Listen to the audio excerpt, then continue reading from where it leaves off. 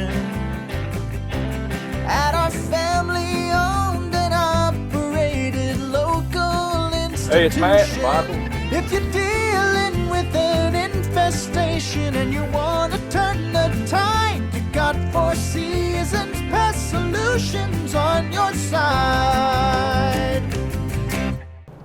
Hey, it's Matt And Michael. with Four Seasons Pest Solutions, and we're heading out to a Kentucky State Park this morning, and we're going to get it started for pest control and rodent control. We thought while we were on our way that we would discuss a little bit about our rodent control programs and what makes them effective, and kind of complement our blogs, our recent blogs on rodent control. One of those was what makes our rodent control programs effective, and the other was modern health concerns and rodent infestations. So we take a lot of rodent calls. It's probably our number one seller, and our close rate on rodent calls is roughly 95%. That means 9.5 out of 10 calls that we get are sold in our office by our sales people, our sales staff, primarily Mike or myself. And the same would apply to our technicians out in the field. If they're asked about rodent control, generally they sell rodent control. And there's a very good reason for that. Now, as we head out to these state parks, we have in mind that there's cottages, there's going to be some homes. A couple of vacation homes. Yeah, vacation homes. There's lobbies and offices. Yep, lobbies. All which come equipped with kitchens. Mm-hmm. Yes. So there's going to be the lodge where guests are going to stay, sort of like a hotel. And in many cases in state parks, in times past, they've not been as frequented as they are in this modern age, especially post-COVID. It really has ramped up the stays and the visits to these state parks. So we expect in the coming years we're going to see some updates. But in the meantime, they do deal with some pretty serious rodent infestations from time to time. These cottages are older. got that constant revolving door like we talked about in our previous videos. You got different families, different food. Yeah. So So it all adds up to rodent problems. And in the positions where they're placed, sometimes they're in wooded areas, sometimes they're near a river, or they're near a body of water, or ponds, creeks. Yeah, just whatever. They're out in the country. I mean, it's a state park, so we expect that. And out in the country, we're going to have that sort of issue.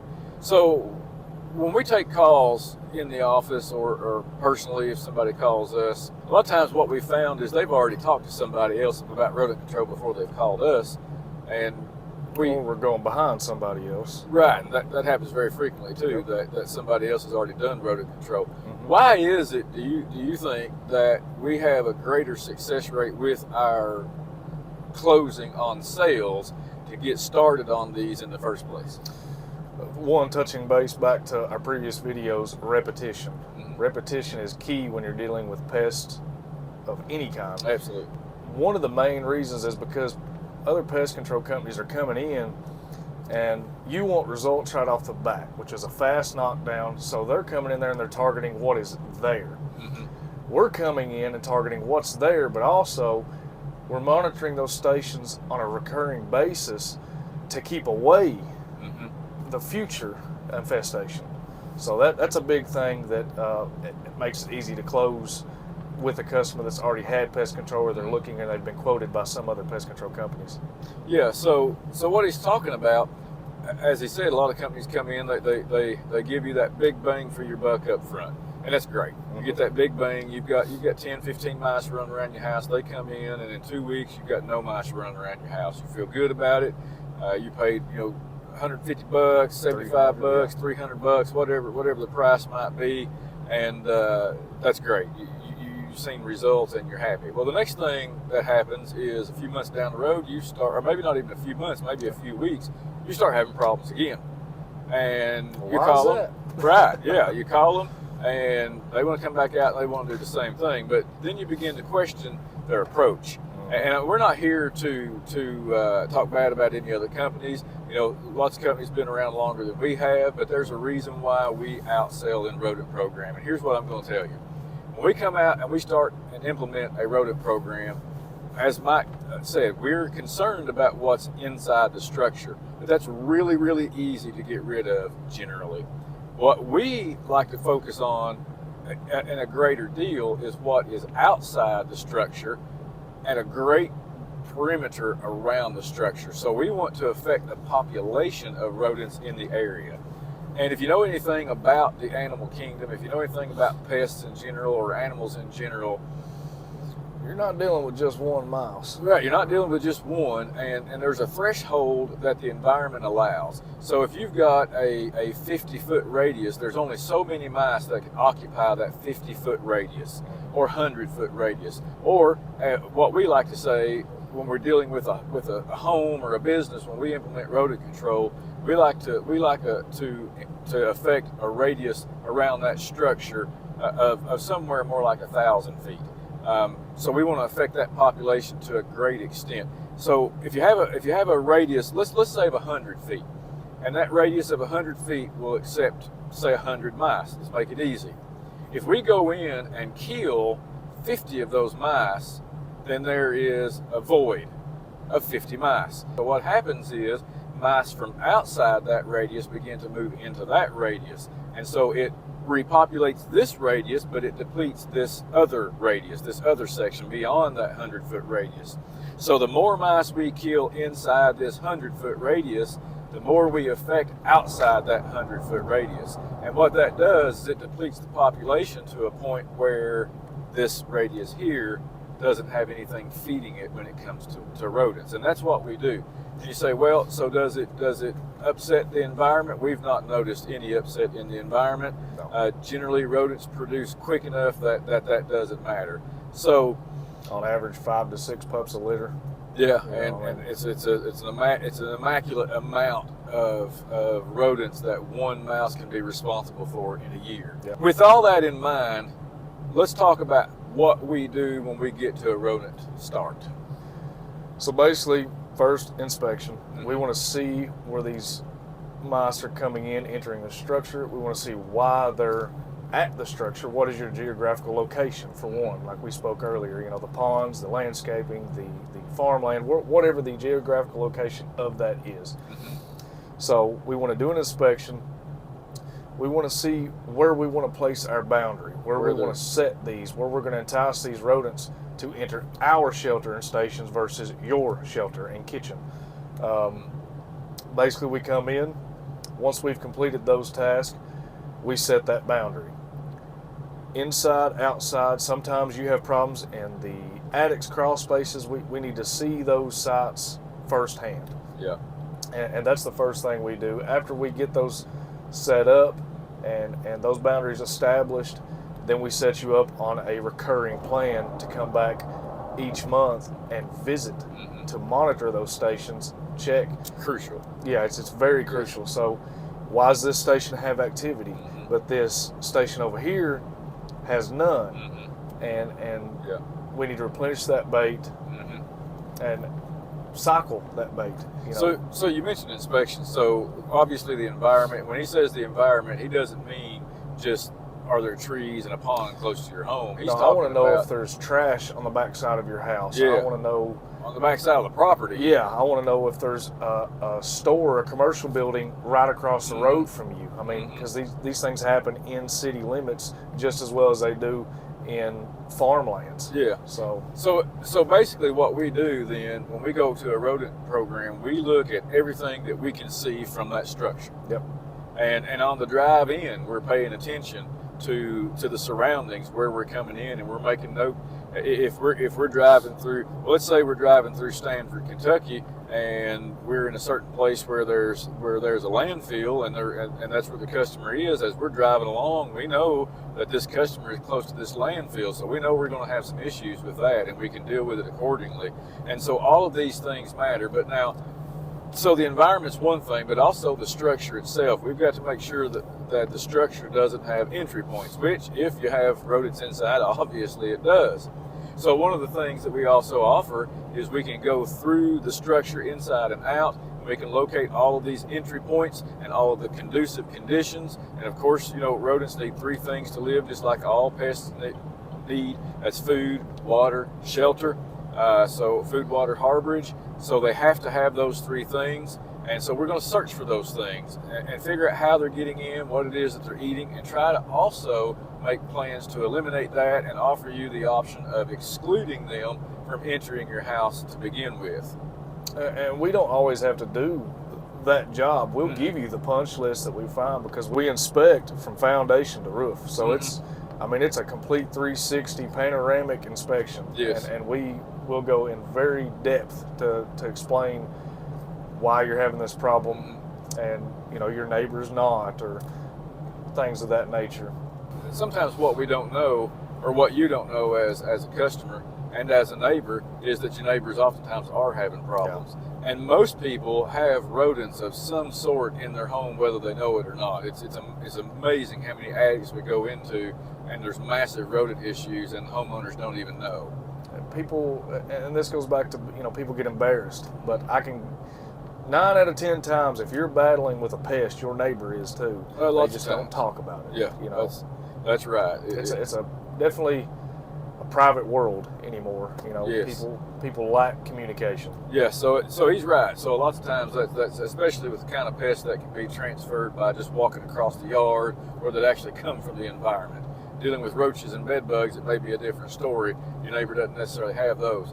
But when we're dealing with just pests that come straight from outside, generally if you're dealing with them, your neighbor probably is too. Well, now, so we've talked about where mice can be, where rats can be, what our programs are capable of, the expectations that the customer should have with pest control, and that is, of course, long-term care and things of that nature. But let's talk about the importance of rodent control. In our blog, modern day health concerns and rodent control, we talked a little about the plague and Black Death and rat bite fever and all of these different diseases that can be caused by rodents. Now, we know that across the world these are still some serious things, and we're not discounting that by any stretch of the imagination. But at the end of the day, in modern America, just not as common. When was the last time you heard of rat bite fever or the Black Plague or something of that? It just doesn't happen very often. And one of the reasons why is we have better sanitation, we have better hygiene, we have better homes. Our homes are airtight, our homes are sealed up. They allow less of this to take place. We have better pest control in the environment. All of these things matter, and if we have these things in place, that means the rodent populations are not allowed to get out of control. And if they're not allowed to get out of control, then that means they're not going to be causing all of these serious problems. But in modern America, there's a great difference between what is important about rodents in other places and what's important about rodents here. And what's important about rodents here has to revolve around the structure. We live in different structures, airtight structures. We live in different structures in terms of electric wiring and plumbing and all of these things. So, Mike, let's talk a little bit about how many mice does it take to burn a house down? One. It takes one single mouse to burn your house down. And we've seen it happen. Yes. And we're not trying to scare you, but we're also trying to make you aware that rodents chew. And if they're in your attic, they're going to chew on whatever they can chew on, and that includes chewing on electrical wiring. So it only takes one mouse inside your attic to chew through a wire and start a fire. Now, is this common? Well, so across the country, roughly 20% of all unidentified fires are attributed to rodents. So in other words, what they're saying is they found somewhere where there's a chewed wire or something of that nature within the final stages of that structure fire. In other words, after the structure fire has settled and it's been put out, they've gone in and sent their inspectors in to check it, they attribute 20%. Now, that's just of the unknown fire causes. That's not of the known. Not of the known fire causes. So you just imagine if 20% across the board, if 20% of structure fires are caused by rodent issues, well, that's a massive amount. That means that 2 out of 10 fires would be caused by rodents. Yep. It's a different time as well as the manufacturing of wiring harnesses, because I've seen people's trucks. I mean, I'm talking $80,000, $90,000 diesel trucks they use for farming and for hauling cattle, and they had to replace some wire harnesses 2 and 3 times before they pick up the phone, and they're paying $3,000 to have that wiring harness replaced in that power stroke. And now the soybean base that's on that coating of the wires, that's another thing. They didn't design that. Your refrigerator wires. So it wasn't like that, 30, 40 years ago. This is a new modern design that they're using, which I know you sit and you think, well, that's stupid. They put soybean base Right. on it, but Yeah. it cost effective. It's cheaper to make. It's cheaper to maintain. It's cheaper parts. Well, and it helps the farmer. Right. So it's It's another, all part of this movement away from fossil fuels. So we have our opinions about that. But so yeah, what he's saying is, if we're talking about farm equipment, farm implementation, and things of this nature. So yeah, so let's say that you do have some farm equipment that gets damaged by rodents or a $90,000 truck. So that's not a health concern unless somebody's in it when it burns to the ground. Then it becomes a health concern. Well, that's the appliances in your house. Mm-hmm. Same coating, same base. Refrigerators are $2,000 anymore. Yeah. So I mean, it sometimes it doesn't just health concerns don't just mean disease and things of that nature. If it's costing money out of your pocket to replace a refrigerator, if it's costing money out of your pocket to replace electrical wiring, if it's costing money out of a farmer's pocket to replace a big truck or replace a wiring harness, this can attribute to health problems, because guess what it causes? Stress and anxiety. Financial debt. Financial anxiety. debt, yes. So these are modern health concerns that many people leave out when they discuss rodent problems, and I think it's a deficit to our industry to ignore these things when these are the things that people are dealing with. If it affects your wallet, essentially it can affect your health. And what we like to offer is open your wallet, give us just a little bit of what's there, and save yourself the rest of it. Hey, I know that may sound crude, but essentially that's what we're asking. If you are a farmer and you are getting in your combines and there's rat poop and rodent poop and they've chewed on wires and it stinks and you have to work in that combine, that's a health concern. Wouldn't it be cheaper for you, rather than having to replace wiring harnesses or maybe losing part of a crop, or maybe if you've got 7 or 8 combines in your storage facility and one wire gets chewed on and burns the whole thing down, and yeah, sure, maybe you've got farmer's insurance, maybe within 6 weeks you can have all those replaced, but what if it happens right at harvest time?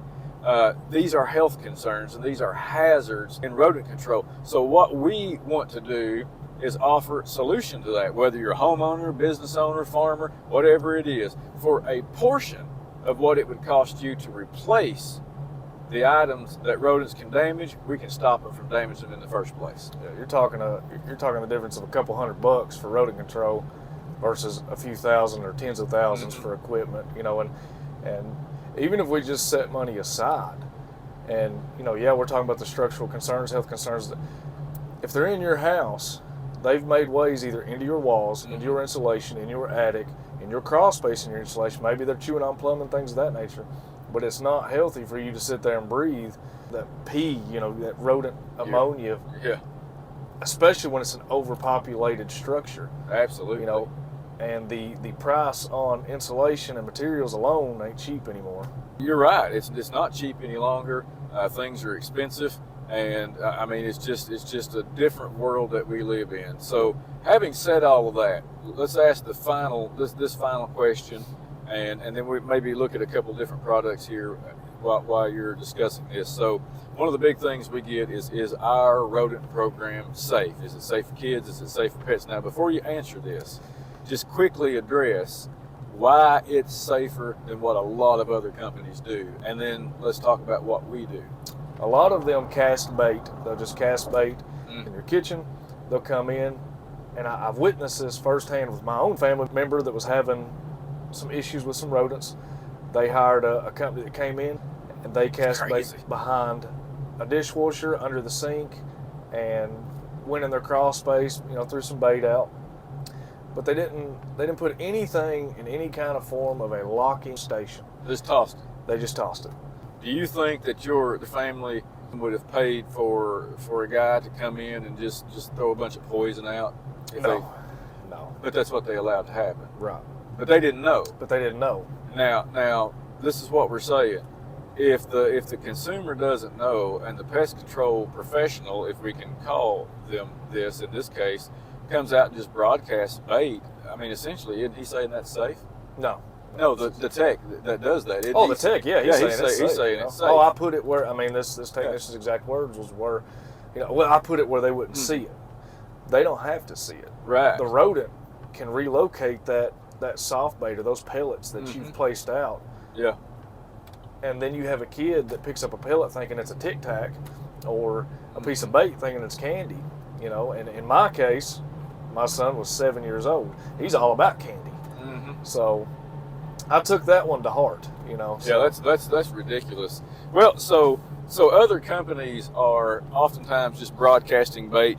We went to a commercial account not long ago. Another company had been servicing, and they were just throwing bait outside the building, just open bait, right up against the structure. Just right up against the structure. And I mean, this is dangerous for pets and children, and just the environment in general. I mean, it's ridiculous that they would do that. But it is the cheapest method, and they can kind of satisfy the customer that way by being extremely cheap. That's one thing about us. We're not going to be extremely cheap necessarily, but we're going to be extremely good. Now, what sets us apart? Go ahead. I know that's what people want nowadays because the economic crisis we got going on. Everybody wants something for cheap, and everything's rising. Inflation and all these other things are coming into place. So you want to get everything you can for the cheap. Best bang for your buck. Yeah, you want the best though. You want. I don't care how cheap it is. If it costs your kids or your animal or something their life, was it worth it? That's right. Yeah, it's not worth saving. It's not worth saving $50 on a rodent program to have somebody come out and put your family's life at risk. It's not worth saving $300. Right. Well, let's talk about our rodent program in particular. Then, so our stations. So here's the inside of one of our small stations that we'll use in the structure oftentimes. Now, baiting inside the structure on our programs is a backup method. It's there for the initial clean out, but after the initial clean out, it serves strictly as a backup. It's a secondary boundary. It's a secondary boundary, that's right. So the outside stations that we use are really just a larger version of this. And the size constraint inside a vehicle is going to be tough to show you those, but just imagine this a whole lot bigger. So that's going to be set around the outside, and that's what the rodents are going to use primarily. We'll stop them on the outside. This is what we use on the inside. Now, if you notice right here, I'll get a little closer. So this is where a bait placement would go, and here's where a bait placement would go. And right here, as you can see, right here is an entry point. So the mice would come in here, and then they would make this turn, and they would feed from here or here. So this stops them from being able to drag the bait out. And this closes, as you can see here, and you can see straight through it. And there's also 2 metal stakes, steel stakes, that go inside those stations to also secure that bait. Yes, absolutely. I didn't install those. If you notice this hole here, Mike can look through it there. You see his eye. So rodents, this is what rodents like. It's like a burrow. It's like a tunnel, and they love this. So this will draw them, if they're anywhere near this station, this will draw them to the station. So it kind of acts like a harborage area for them, like a hiding spot. So rodents have the constant fear that a hawk or an eagle is going to pick them off, some kind of bird. So they like to be covered on top, and they like to be covered on one side at least. And that way they only have to look one direction to make sure they're not about to get taken into a flight. So then they also, these have been field tested and studied, and you can actually watch the rodent come in, he'll turn around, come back out to make sure that he can get in and out freely. Yep. Then he'll decide to go in and eat. So that's another cool thing about that. So at the end, once we put the bait in and we're ready to place this station, you can see this little zigzag here. This is the locking mechanism. This is where the key goes in. Here's where it locks, right here, here. And we snap that shut, and it's locked. It will not open. So that's child-proof, tamper-resistant, pet-friendly, and we also put these where they can't get to them. So these are wonderful stations, and this is what we use primarily in the residential sector and anywhere where there's going to be the opportunity for someone or somebody or something to get to it. Now, interior design. Interior, that's right. So this is a little bit cheaper station. This serves as the same mechanism as far as the rodents are concerned, but it's less safe, and we're going to use these in areas where we don't have to worry about pets and children. And sometimes, we will use stations like this in commercial accounts and different places, but generally we're going to use the locking station inside and out. All of our stations that we're going to use in a home are going to be under lock and key, and if we don't use a station, like if we bait an attic and we do bait placements without a station, and a lot of times we won't use a station in an attic because in an attic you already have everything that a station offers is available in that attic. So adding a station oftentimes doesn't help anything. So instead what we do is bait placement, and we'll use labeled bait placements as the law requires, and we will place those strategically in the attic where they can be later taken away and discarded at the end of service if need be, if there's any left. Yep. And then jumping back, I hate jumping back, but jumping back to the interior station. Mm-hmm. Our larger exterior stations are like these, and it's another security for you to feel better. The exterior stations, they're also secured with cement stones inside. Mm-hmm. So no animal or coon or anything like that or your dog can drag this station off and tear it up and get into it. So far, I've never had anything get into my stations other than rodents. Yep. And we've had a bear try really hard. Yeah. So yeah. The only thing that I've seen get in one of our stations was an 18-wheeler. It had backed over it at one of our truck stops. Yeah. So that gives you any idea how safe these things are. They're quite safe. They're tough. Yeah, they're tough little stations. So what he was talking about on the bigger station, right here in this section, on the larger stations, this pulls out, and underneath it is a thick concrete block that this sets down on. And when you close it shut, it's really heavy, and the wind won't blow it away. Your dog can't drag it away or anything like that. And I don't know if you noticed, but the thickness of this plastic is it's quite thick. And this is the inside station, which is just a little bit thinner, but that's pretty heavy duty right there.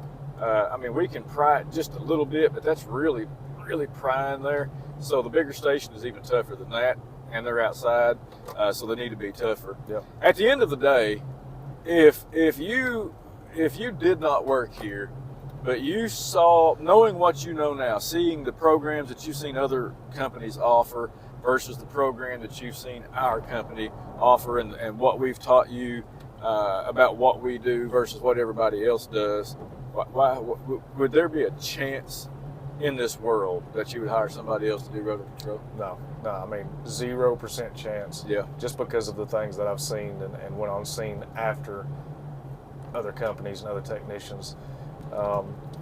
There's not a chance that I would trust the lives of my kids or my animals with somebody just coming in and broadcasting bait versus our rodent program. I've worked for several companies in the past, and good companies, don't get me wrong, and things were done differently 20 years ago. But one of the things that I always I kept it to myself. What I didn't like about some of those companies was the way that they did their rodent control, and the reason for it was simply I understood a rodent's behavior. I understood what a rodent was after. I understood the fact that a rodent can repopulate at just ridiculous speed, and an infestation can come on very quickly. And I really felt like going in and telling the customer, hey, we're going to do general pest control, including rodents, was not exactly a lie. It was not exactly the truth. It's misleading. It's misleading because generally what this means is we're going to do pest control, and we're going to stick a rodent station under your bathroom sink and under your kitchen sink. And if a rodent or two gets in, you'll be covered. Well, the problem is there's nothing stopping them from getting in. There's nothing stopping them from getting in. So we're waiting for the rodent to get in before we try to stop it. And it doesn't matter how much bait we have in your house. Once the rodent gets in, there's a chance for disaster. And we like to stop the rodent on the outside before that chance for disaster occurs. Yeah, you don't just want bait inside your house I know it's included in your pest control premium, but it's not a real rodent program. I mean, it's not, and it's not in place to be one. Yeah. They get inside your house. I don't care if you've got 10 bait stations inside. Mm-hmm. It's a good boundary, but there's too many alternate food sources inside for a rodent to even want or be attracted to our bait. I really think that at the end of the day, if you want rid of rodents, You want long-term Protection. results and protection, and you want your family to be safe and your pets to be safe. I think the clear choice is Four Seasons Pest Solutions. Every time. Now, that's not to say there are not other companies out there that can do a great job with rodent control. We're not saying that at all. Well, I've seen other companies do quality work. Absolutely. And you know, I tip my hat to it, but and I don't know all of their programs. We don't know every company's programs. I mean, Matt designed this program, and it works. And it don't just work some of the time. It works all the time. We care about the environment, we care about your pets, we care about your family, and we care about the pest problem that you have, and we want to solve it. Subscribe to us on YouTube at Four Seasons Pest Solutions, and check us out on Facebook, the same name. Check our website out, myfsps.com. So we hope you have a great day, and we'll be seeing you soon. Have a great day. Any pest, any season, we're the solution.